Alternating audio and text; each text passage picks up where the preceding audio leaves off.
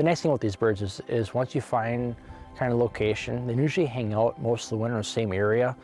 So I can take someone last week, this week, next week, and say, you know, there he is, kind of a thing. I mean, not every time, but once you know these birds a little bit, study these birds a little bit, you kind of know their habits and behaviors, and that's what makes a good guide too, is just having that knowledge and just practice, practice, practice, and a little bit of patience.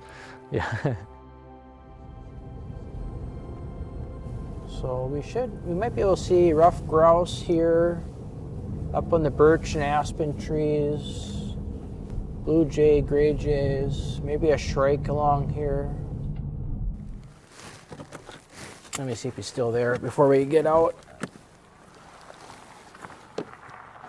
Yeah, he's still there. You see him? Top of the tamarack tree there? It's a northern shrike. This is superb. I wasn't expecting it either, Yeah, which makes yeah. it, twice as much. So no sharp-tailed grouse at the moment. I make that clear up front right away that I don't guarantee anything. I just have to do that. I think everyone should do that. I don't want anyone having high expectations and be disappointed after they travel this way. Well, it's always worth it, because even if you don't get what you're looking for, like maybe you want one species, but you get something else. And if you have an open mind, then you're always going to be happy. Nice, accommodating owl. I really enjoy just the excitement that they show when they see their first bird, and they keep track of their life birds. The first time seeing a hawk owl or a great gray owl, that's a life bird, and so it's always kind of fun. I think it would have to be the hawk owl yesterday, because we'd seen one the day before, but it was distant. I mean, yeah, I took, several pictures because I'd never seen one before, but it was a case of, it was a record shot. Yeah, I've seen one, this is what it looks like, but yesterday we got one closer, and the light wasn't perfect, but then it flew across to the right side of the road, and then he was sitting in beautiful light. So Sax Zim Bog is about 300 square miles of mostly black spruce tamarack habitat. You have farmland here, you have agriculture here, you have the hay fields here, you have mixed forest here, but most of it is the black spruce tamarack bog, and that's what really attracts all these different birds here, because there's a food source here.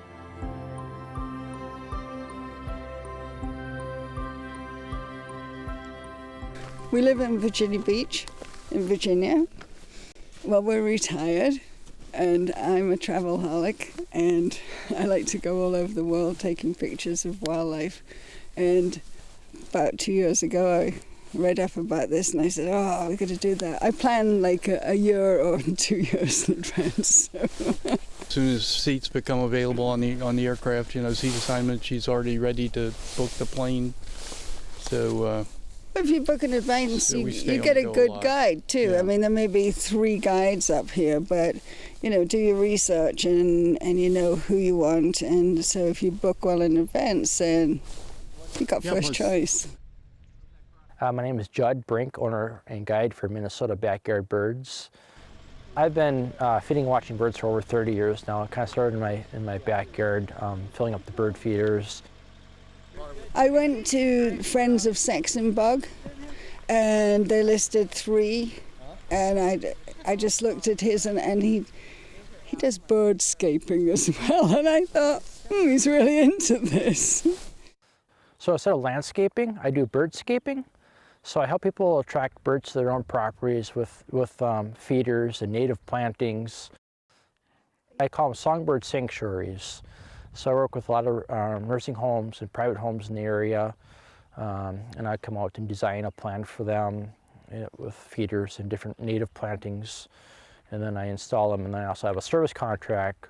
I come out and maintain the feeders for everybody too, so I clean them, refill them, especially this time of year, remove the snow and ice, make sure the birds have access to the feeders, which is really, really critical. So I do that year round. Do more guiding in the wintertime just because of the birds. So I have like 2 seasons. It's really, it works out wonderful. I'm not that much of a wildlife person, but you really begin to appreciate things. Guess who's come to visit? Yeah. The hawk owl. There's your hawk owl. Yeah. Right on cue. Excuse Right on me. cue. Yeah. Judd's got him contracted for this time of the day. Oh, yeah, he's lovely. Oh, and he's looking. Hello. Well done, Judd.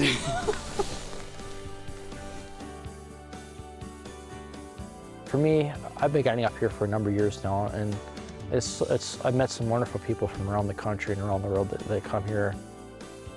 There's a bond because we're here for a common purpose, but then you just get chatting and met fantastic people.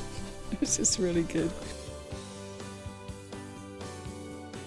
This place is a destination for many, many people. I've just had the opportunity to show people the birds, and it's been wonderful.